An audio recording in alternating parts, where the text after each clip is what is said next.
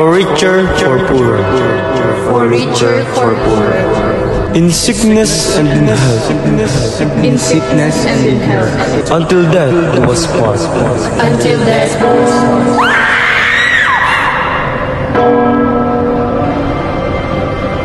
Bakit ganyan tunog ng kampana? Para sa patay.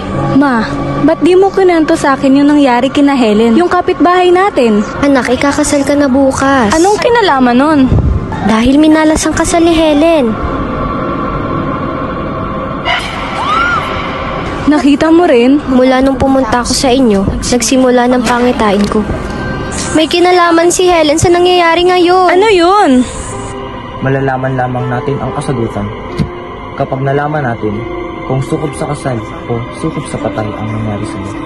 Brian, nakita mo ba yung pelo ko? Kanino ko pa kasi hinahanap eh.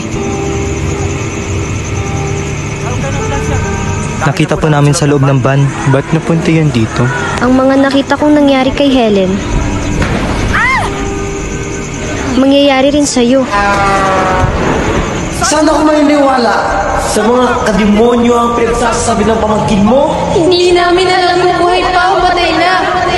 Anong sumpa meron kang babae ka? Hinahabol kayo ng malas.